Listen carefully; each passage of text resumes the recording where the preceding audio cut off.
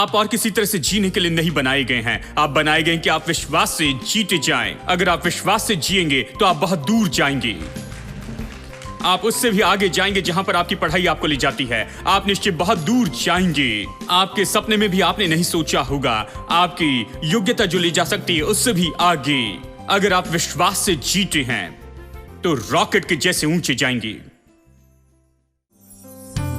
I love you, I love you, I love you, Lord, today, because you cared for me in such a special way. And yes, I praise you, I lift you up, and I magnify your name. That is why my heart is filled with praise. My heart, my mind, my soul belongs to you. You paid the price for me. Way back on Calvary. And yes, I praise you, I lift you up, and I magnify your name. That is why my heart is filled with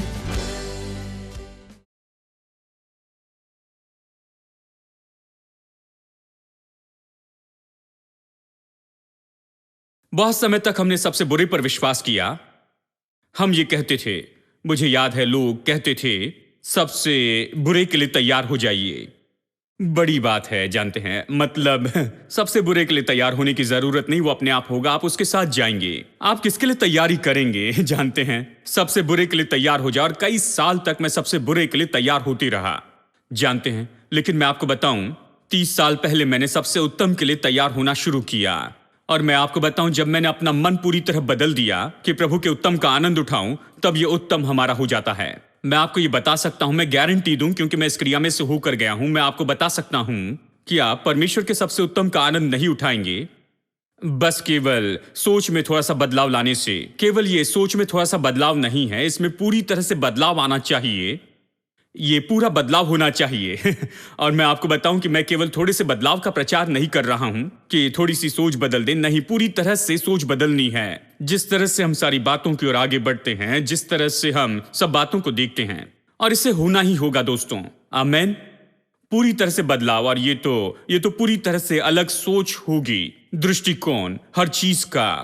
तो ये लोग इस बात को नहीं समझ पाए। उन्हें बड़े बड़े अंगूर और दूसरी चीजें वहां पर लाई हुई दिखाई गई। उन्हें सैंपल दिखाए कि देश कितना उत्तम है, लेकिन उनमें से कोई भी उससे प्रभावित नहीं हुआ। वो इससे प्रभावित हुए वहां पर कौन से दानव हैं, और जानते हैं वो कितने बड़े हैं, और ये लोग कितने छोटे हैं, और ये सारी बातें। लेकिन वो कभी प्रभावित नहीं हुए प्रभु की प्रतिज्ञा से, वो कभी प्रभावित नहीं हुए प्रभु के वचन से। और ये सब ये हमारे लिए सीखने के लिए बड़ा पाठ है। हाँ, सीखने के लिए बड़ा पाठ है। लेकिन प्रभु इतना भला है। हाँ, वो कहता है कि तुम उस देश को ले लोगे जहां, चलिए व्यवस्था विवरण अध्याय 6 निकालिए। मैं यहां एक वचन पढ़ना चाहता हूं। इस वचन को पढ़ने पर शायद आप समझ पाएंगे। ये परिचित वचन है, लेकिन पढ़ लेते हैं इसे ऐसे ही कहने के बजाय। व्यवस्था विवरण अध्याय 6 वचन 10। जब तेरा परमेश्वर यहोवा तुझे उस देश में पहुंचाए जिसके विषय उसने अब्राहम, इसहाक और याकूब से शपथ खाई, और जब वो तुझको बड़े बड़े और अच्छे नगर देगा जो तूने नहीं बनाए। यदि आपने नहीं बनाया तो उसे कोई और बना रहा है, ठीक है? मतलब ये ऐसे ही नहीं आएगा। कोई मेहनत कर रहा है, उसे बनाने की कोशिश कर रहा है। और अच्छे अच्छे पदार्थों से भरे हुए घर जो तूने नहीं भरे, यदि आपने इसे नहीं भरा है तो कोई व्यस्त है कि उससे अच्छी चीजों से भरते चला जाए। क्या आप सुन रहे हैं? खुदे हुए कुएं जो तूने नहीं खोदे। जब आप ऐसी कुछ चीजें पढ़ते हैं तो आपको रुक कर सोचना होगा, वो ऐसे सब कुछ क्यों कह रहा है? खोदे गए हैं, लेकिन आपने नहीं खोदे, किसी और ने उसे खोदा है, ठीक है? और दाख की बारियां और जैतून के वृक्ष जो तूने नहीं लगाए, और ये सब जब तू खाकर तृप्त हो जानते हैं। यानी देखिए, इसे सुनिए, घर तुमने नहीं बनाए, नगर तुमने नहीं बनाए, कुएं नहीं खोदे, पौधे नहीं लगाए, और दाख की बारियां और ये सब जो आपने कभी नहीं बोए, ठीक है, कोई और बड़ी मेहनत कर रहा था कि इन सब को तैयार करे। अब हम सब आधुनिक लोग हैं, इन बातों को नहीं समझ सकते मेरे प्रभु। ये घर बनाने की बात और दाख की बारी जो हमने नहीं लगाई, इसका मतलब क्या है? मैं आपको बताऊं क्या मतलब है। अब कई साल से साइंटिस्ट और टेक्नोलॉजी वाले लोग काम कर रहे हैं और टेक्नोलॉजी को बढ़ाते जा रहे हैं कि हमें दे टीवी, रेडियो, सैटेलाइट और ये सब, इंटरनेट और मोबाइल फोन और ये सब। वो बड़ी मेहनत करते हैं। देखिए, जब भी कोई उन्नति होती है, मसीह लोग प्रकाशन लेकर आते हैं। देखिए, जब कंप्यूटर आया तो उन्होंने कहा ये तो एंटी क्राइस्ट है, जानते हैं। वो उन्नति के विरुद्ध में कहा ये ख्रिस्त विरोधी से है, मैं इसे अपने घर में नहीं रखना चाहता हूं, जानते हैं।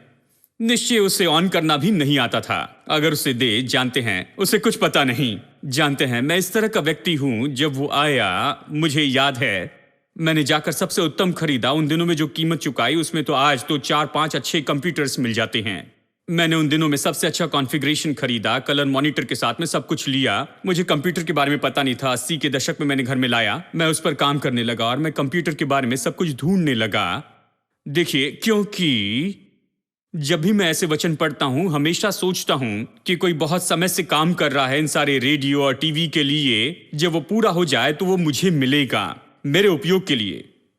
हेलो, उन्होंने इसे बनाया, उन्होंने इसे खोदा, उन्होंने इसे बोया, उन्होंने पानी दिया, और ये सब अभी ऊपर आकर अभी फल दे रहा है। तो आज इसका कौन उपयोग कर रहा है? हेलो, मैं आप उपयोग कर रहे हैं, मैं उपयोग कर रहा हूं, जानते हैं। मैंने अपने मन में ये ठान लिया, पहले से इस तरीके से ठान लिया। मैं इसी तरह से सोचता हूं। देखिए, मतलब उन्होंने टेक्नोलॉजी में इतनी उन्नति की है और वो सोचते हैं कि हमने कुछ महान काम किया, संसार और कहीं जाएगा, हमने कुछ महान काम किया। नहीं, वो कुछ नहीं करेंगे। मैं कुछ महान काम करूंगा, परमेश्वर कुछ महान काम करेगा। हम प्रसारण का उपयोग करके सुसमाचार प्रचार करेंगे, हम उपयोग करेंगे। देखिए, लोग मुझसे कह रहे हैं कि आप आ सकते हैं और आप हमारी पूरी सभा को मोबाइल फोन पर देख सकते हैं। बस कुछ समय और रुकिए, और भी रफ्तार के मोबाइल्स आएंगे और ये टीवी की क्वालिटी की होंगे, कहते हैं। आप निश्चित रहें कि मैं जरूर आऊंगा। हाँ अभी कोई नहीं कह पाएगा मैं सर्विस पे नहीं आ पाया। आप इसे देख सकते हैं चाहे ट्रेन में हो या कहीं पर भी हो। हाँ, इसे देख सकते, क्योंकि मैं महसूस करता हूं कि वो इसे खोदते रहे, वो इसे बोते रहे, बनाते रहें और बड़ी मेहनत करते रहें। इतनी ज्यादा मेहनत की है कि बस ये मेरे उपयोग के लिए हो सकता है, आपके उपयोग के लिए हो सकता है। यही तो इसका अर्थ है। देखिए, मेरे लिए इसका बस यही अर्थ होता है कि तुम जगत के वारिस होगे। देखिए, अगर आप इस तरह से नहीं सोचते हैं, अगर बदलाव नहीं रखते हैं अपनी सोच में, इस तरह से मन को बदलकर ऐसा नहीं सोचते हैं, तो आप जगत के वारिस नहीं होगे। जब आप ऐसे सोचते हैं तब आप देख पाएंगे कि जगत का वारिस होना मतलब क्या है। क्योंकि बहुत से लोग इस संसार से डरते हैं। हम इस वचन को ऐसे छोड़ते, मरकुस 11:23 को भी, जो कोई भी इस पहाड़ से कहेगा कि तू उखड़ जा और समुद्र में जा पड़, कहता है जल्दी से इसे पढ़ लेते हैं। हमारी बस यहां नहीं रुकती है। क्यों? क्योंकि बताना पड़ेगा कि पहाड़ कैसे हटाया जाएगा। यह हमारे लिए बहुत ज्यादा है। लेकिन सुसमाचार के साथ मैं इसे भी प्रचार करता हूं, जानते हैं। सुसमाचार की सभा में मैं इस वचन से प्रचार करता हूं। मैं कहता हूं, जानते हैं, हर एक मनुष्य ऐसा ही बनाया गया है। वो पहाड़ को देखकर कह सकता है और पहाड़ वहां से हट जाएगा। क्या आप जानते हैं आप कैसे बने हैं? क्या आप जानते हैं आप किस तरह के व्यक्ति हैं? क्या आप जानते हैं आप में क्या है? परमेश्वर ने आपको कैसे बनाया है? आप ऐसे क्यों हैं? इस तरह से सुसमाचार का संदेश शुरू करता हूं। आज मनुष्य को क्या हो गया है? यहां तक कि छोटे पहाड़, छोटी रुकावट पर भी वो जय नहीं पा रहा है। वो अपनी समस्या के सामने अपने आप को इतना छोटा देखता है। क्यों? जबकि परमेश्वर ने आपको बनाया कि आप उस पहाड़ को समुद्र में फेंक दे। परमेश्वर ने आपको ऐसे बनाया। परमेश्वर ने बनाया कि आप तो सारी चीजों के ऊपर पूरा अधिकार रखें। जब आप कहें तो समुद्र शांत हो जाए, जब आप कहें तो पहाड़ों को हट जाना होगा। परमेश्वर ने हर मनुष्य को ऐसे ही बनाया। इसलिए बाइबल कहती है कि जो भी, ये नहीं कहती कि जो भी AFT में है,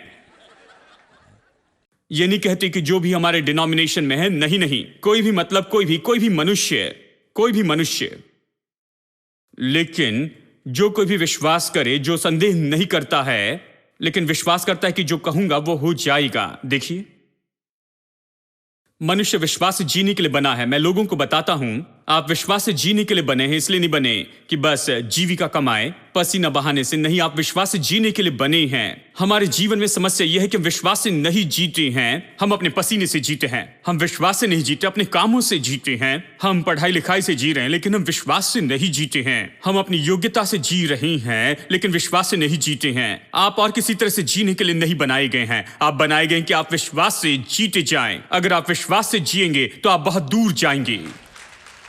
आप उससे भी आगे जाएंगे जहां पर आपकी पढ़ाई आपको ले जाती है। आप निश्चय बहुत दूर जाएंगे। आपके सपने में भी आपने नहीं सोचा होगा।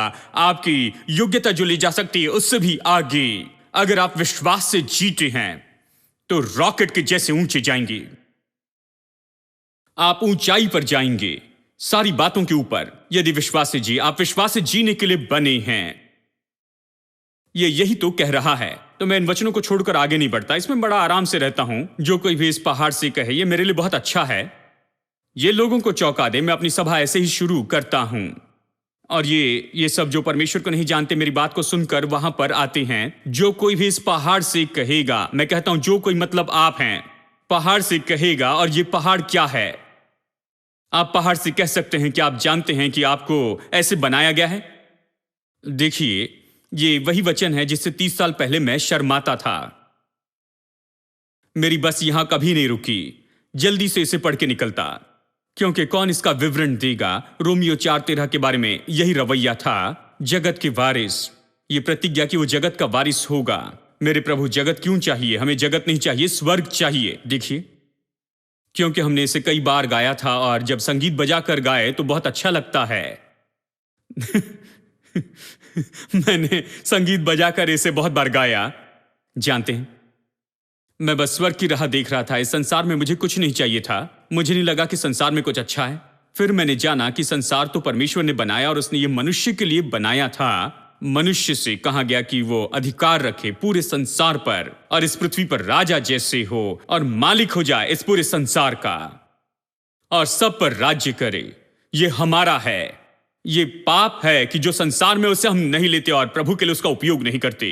अगर आप उपयोग नहीं करते, टीवी का, इंटरनेट का उपयोग नहीं करते, और बस आप शिकायत करते हैं कि दूसरे लोग इसका गलत उपयोग कर रहे हैं, दोस्तों माफ करना, आप गलती कर रहे हैं। क्यों ना आप इसे लेकर 10 गुना या 100 गुना इसका ज्यादा उपयोग करें परमेश्वर के लिए, इसके बजाय इसके लिए शिकायत करते रहे। हेलो, क्या आप समझ रहे हैं? यही तो मेरे लिए इसका ये अर्थ है कि ये कहे जगत का वारिस होना, जगत का वारिस होने की प्रतिज्ञा। इसका मतलब यह है कि मुझे जो कुछ भी जरूरत है मेरे लिए, मेरे जीवन में दर्शन को पूरा करने के लिए, मेरे बुलाहट को पूरा करने के लिए, प्रभु की योजना के लिए, परमेश्वर के अलौकिक योजना और उद्देश्य को मेरे जीवन में पूरा करने के लिए जो चाहिए वो इस संसार में है। और यदि आज ये मेरे पास में नहीं है तो कल मैं इसे ले लूंगा, और मैं इसे विश्वास से ले लूंगा। देखिए, इसके बारे में कोई सवाल है ही नहीं कि क्या ये वहां पर है या नहीं। इसके बारे में कोई बात ही नहीं कि जो मुझे चाहिए वो मेरे पास नहीं है। चाहे जमीन हो, बिल्डिंग हो, या फिर घर हो, या कार, वैन और बस हो, और प्लेन्स हो। हेलो, हम इसे ले लेंगे। अगर आपको ये परमेश्वर के लिए जरूरी है तो हम इसे ले लेंगे। आमेन। यही तो मेरा मतलब है कि जब हम ये कहते हैं कि हम जगत के वारिस हो जाएंगे। खैर, क्या भीतर में कोई बदलाव हो रहा है? क्या आप अपने मन को एडजस्ट कर रहे हैं, कह रहे हैं मेरे प्रभु?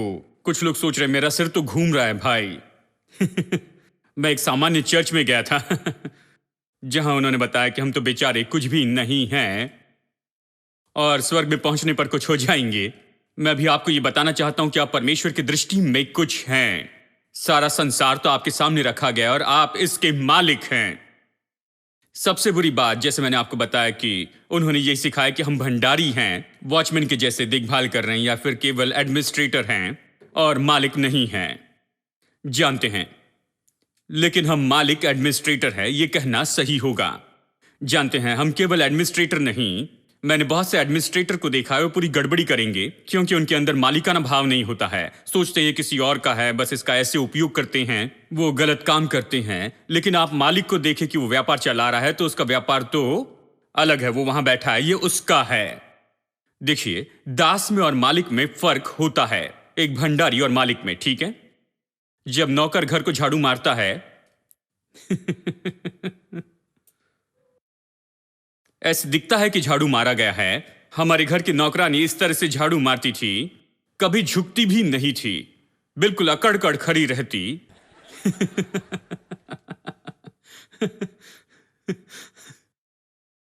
सब अपनी जगह पर रहता, बस ऐसे ही, कुछ नहीं हटता, लेकिन वो झाड़ू लगाती थी, जानते हैं? जब मैं घर साफ करता हूं तो मैं पूरी तरह से घिस घिस कर निकालता हूं, हर एक दाग को निकालना चाहता हूं, क्योंकि ये मेरा घर है। मैं नहीं चाहता कि वहां पर कोई दाग रहे। मैं हर कोने में जाता हूं और हर एक दाग को पूरी तरह साफ करता, क्योंकि मैं मालिक हूं। देखिए, मालिक होना आपको अलग स्तर पर रखता है और वो पूरे संसार को अलग तरह से और सारे स्रोतों को अलग तरह से देखते हैं। आमेन। सब लोग कहें, मैं मालिक हूं इस पूरे संसार का। चिंता मत कीजिए, कोई आपको नहीं देख रहा है। विश्वास करने लगे, इस पर विश्वास करने लगे। आमेन। अब देखिए, यीशु ने इस तरह सुसमाचार प्रचार किया। उसने कहा, परमेश्वर का आत्मा मुझ पर है कि कंगालों को सुसमाचार प्रचार करूं, कि टूटे दिल वालों को चंगाई दूं, और जो बंधुआई में है उन्हें आजादी का प्रचार करूं। और ये सब, अगर आप इस वचन को पढ़े तो आप पाएंगे यहां पर सब कुछ है। कंगालों के लिए कुछ है, टूटे दिल वालों के लिए कुछ है जो शारीरिक और दिमागी रूप में प्रभावित लोग हैं उनके लिए कुछ है, भावनात्मक रूप में प्रभावी हुए लोगों के लिए, कुछ लोग जो समाज में सताए गए हैं। एक अनुवाद कहता है इस आखिरी बात के बारे में, जहां सताए गए के बारे में कहता है, सताए गए लोगों को छुड़ाना, उन्हें आजाद करना। एक अनुवाद इस तरह से कहता है, उन लोगों को आजाद करता है जिनके साथ में सही व्यवहार नहीं हुआ। यह एक अनुवाद है, यह तो सच में बहुत अच्छा है। यानी यहां पर कुछ है सभी के लिए। यह सुसमाचार है। सुसमाचार तो परिपूर्ण है और सुसमाचार हमें आजाद करता है, सच में आजाद करता, हमारे जीवन के हर एक क्षेत्र में और हर एक बात में। तो फिर आपको क्या लगता है, संसार क्यों बढ़ते जा रहा है? वो सड़कें क्यों बना रहे हैं? क्यों टेक्नोलॉजी और इन सारी बातों में उन्नति होती जा रही है? वो क्यों खोद रहे हैं, क्यों बनाते जा रहे हैं? हेलो। मैंने अभी ये वचन पढ़ा है। वो क्यों खोद रहे हैं? वो क्यों बना रहे हैं? वो क्यों बो रहे हैं? वो सोच रहे हैं ये हमारे लिए है, लेकिन किसी से नहीं कहना ये हमारे लिए है। बाइबल ये कहती है। आमेन। मैंने आज आपको टॉप सीक्रेट बताया है, ये हमारे लिए है। दुख की बात यह है कि विश्वासी लोग इसके बारे में सोचना शुरू भी नहीं करते हैं। मैंने इससे पहले ही सोचना शुरू कर दिया। जानते हैं, मैं अनुभव कर रहा हूं कुछ विजय का और कुछ उन्नति का मैं अनुभव कर रहा हूं। कल्पना करें, अगर हर एक प्रचारक इस तरह से सोचने लग जाए तो हम कहां के कहां पहुंच जाएंगे। मतलब हम सब कुछ ले लेंगे, जो कुछ भी लेना चाहिए वो सब कुछ हम ले लेंगे और परमेश्वर के लिए उसका उपयोग करते जाएंगे विश्वास से। देखिए, मैं ये नहीं कह रहा कि हिंसक रूप में जाकर उसे ले ले, और बाइबल इसके बारे में नहीं सिखाती है। मैं कह रहा हूं विश्वास से ले लेना। आमेन। विश्वास से लेना है। देखिए, पिछली बार मैंने आपको यह बताया था, मैंने बताया कि कैसे यहोशू और वो लोग वहां पर आए, वहां यरीहो की दीवार के पास, और ये दीवार इतनी मोटी थी कि उसके ऊपर रथों की दौड़ होती थी, इतनी चौड़ी थी, उसे गिराकर ऐसे भीतर नहीं जा सकते थे, घर के कंपाउंड वॉल के जैसे नहीं थी, और फाटक भी बहुत बड़े थे, और उनके पास में रथ थे और घोड़े भी थे और योद्धा थे, और ये लोग तो केवल चरवाहे लोग थे। उनका व्यवसाय तो केवल चरवाही करना, बस यही। वो वहां आकर शहरपनाह को देखते हैं, कहते हैं, देखो क्या तुमने इस दीवार को देखा है? क्या वहां पर इतने रथों को देखा है? वहां पर सिपाहियों को देखा, इन सबको देखा? देखो ये कितने बड़े हैं, कितने बलवान हैं। इस तरह से वो बातें कर रहे होंगे, मैं कल्पना कर सकता हूं। बाइबल कहती है, हमने इसे पढ़ा है यहोशू अध्याय 6 वचन 1 और 2 में, यह कहता है, उनके नगर बंद हो गए, कोई भीतर और बाहर नहीं जा सकता था, इस तरह बंद हो गए थे। हमें बताता है कि ये लोग भीतर नहीं जा सकते थे, बाहर ही खड़े थे। आप कल्पना कर सकते हैं कि वो क्या कह रहे होंगे। और परमेश्वर उससे कहता है, यहोशू से, उन्हें तैयार करता है कि इसे ले ले, और वो कहता है इसे कैसे ले ले। वो कहता है देखो। सब लोग कहे देखो। पिछली बार हम यहीं पर रुके थे, हम इसके बारे में आगे देखेंगे। वो कहता है देखो। देखना महत्वपूर्ण है, लेकिन सही बात देखनी होगी। जब उसने कहा देखो और वो दीवार को देखते तो सब खत्म था। कुछ लोग वापस मुड़कर कहते ठीक है हम वापस जा रहे हैं, मेरे प्रभु ये बहुत ज्यादा है, हम इन लोगों से नहीं लड़ेंगे। अगर वो योद्धाओं को देखते तो निश्चय वापस चले जाते। यदि वो देखते कि ये शहर कैसा है तो निश्चय वो डर जाते थे। जब उसने कहा देखो तो उसने ये नहीं कहा कि तुम देखो शहरपनाह को, सिपाहियों को और रथों को। वचन 2 कहता है, अध्याय 6 वचन 2 ये कहता है देखो मैंने तुम्हारे हाथों में सौंप दिया है यरीहो का ये शहर और इसका राजा और इसके शूरवीर योद्धा, इसके सिपाही। क्या देखे, ये सच्चाई देखे कि मैंने ये सब तुम्हारे हाथों में दे दिया है। हेलो, दीवारों को मत देखो, देखो। क्या देखो? वचन को देखते जाओ। देखो कि ये मैंने तुम्हें सौंप दिया है। देखो कि ये तुम्हारा है। देखो कि ये तुम्हें लेने के लिए है। देखो कि ये तुम्हें लेने के लिए दिया है। मैंने दे दिया है इस शहर को, इसके राजा को और इसके सिपाहियों को तुम्हारे हाथ में सौंपा। देखो। लेकिन समस्या यही है, आज की समस्या देखने की समस्या है। कैसे? चलिए उत्पत्ति में वापस चले। जानते हैं आदम हव्वा ने जब पाप किया, बाइबल कहती है जब मना किया गया फल उन्होंने खाया तो ये क्या कहता है? उनकी आंखें खुल गई। चलिए मैं आपसे पूछता हूं, क्या पहले उनकी आंखें बंद थी? नहीं, उनकी आंखें खुली थी। तो ये इस बारे में नहीं कहता कि वो पहले कैसे अंधे थे और देखो अभी इसके कारण उनकी आंखें खुल गई। ऐसी कोई बात नहीं थी। और ये इसके बारे में भी नहीं कहता कि कैसे उन्होंने प्रकाशन पाया और ये सब, पहले से ज्यादा उन्होंने सब कुछ पाया। नहीं, उनकी आंखें खुल गई। इसका मतलब तो ये है, देखिए पहले उनकी आंखें खुल गई थी, वो उस फल को देख सके, वो उसे तोड़कर वहां पर खा भी सके।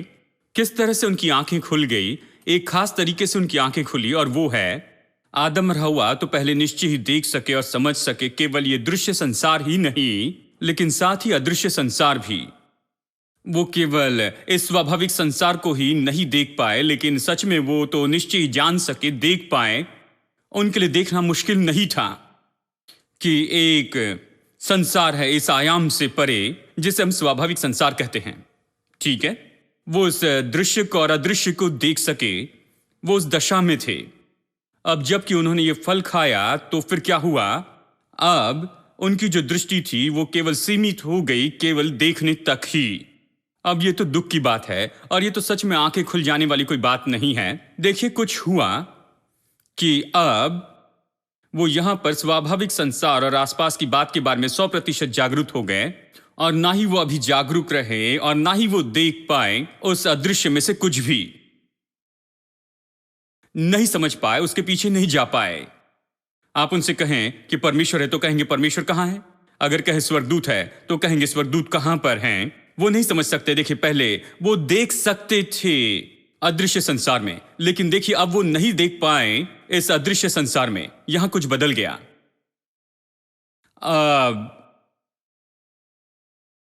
इससे शत्रु यानी शैतान तो इस संसार का ईश्वर बन गया। जब ये हुआ, वो परिस्थितियों पर अधिकार करने लगा, तो वो आसपास की चीजें दिखाकर उनमें डर डाल सकता है। वो इस स्वाभाविक परिस्थिति में वहां पर सारी परिस्थितियों को और सारी बातों को बदल सकता है, और वो केवल स्वाभाविक को देख सकते हैं। तो यहां पर निश्चय ही डर अब उनके जीवन पर अधिकार करने लगता है। अब ये अलग हो गए हैं। पहले ऐसे नहीं था। वो पहले देख सकते थे स्वाभाविक और आत्मिक को, यानी दृश्य और अदृश्य संसार को, लेकिन अब वो अलग हो गए। अब उस समय के बाद से जब भी परमेश्वर उनसे कुछ कहना चाहता, जब भी भविष्यवक्ता को भेजकर कुछ बताना चाहता था, वो मरे हुए जैसे थे। वो तो नहीं देख सके परमेश्वर के बिना उस अदृश्य संसार में। केवल जब परमेश्वर प्रकाशन देकर उनकी आंखें खोलता तो देख सकते थे।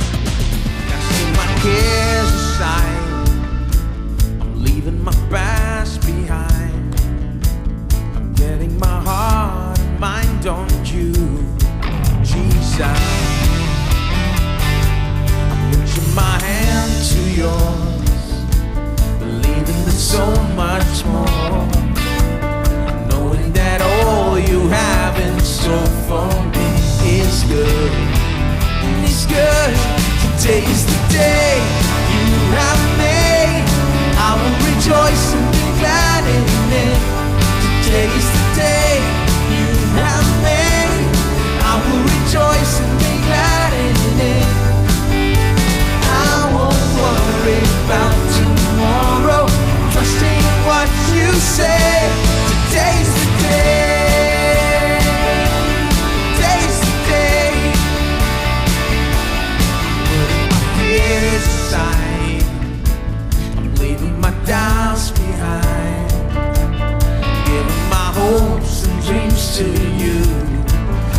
sun. Reaching my hand to yours, believing so much more, knowing that all you have in store for me is good. It's good. Today's the day you have made. I will rejoice and be glad in it. Today's the day you have made. I will rejoice and be glad in it. I won't worry about tomorrow, trusting what you say. Today's the day. Today's the day.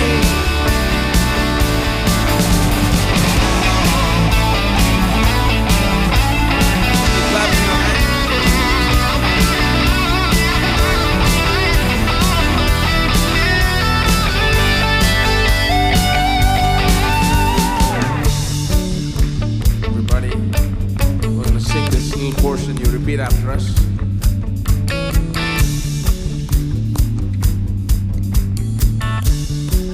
Here we go. I will stand up on your truth. Everybody. I will stand up on your truth. All my days I'll live for you. All my days I live for you. I will stand up on your truth. I will stand up on your truth. All my days I'll live for you. All my days I live. Today is the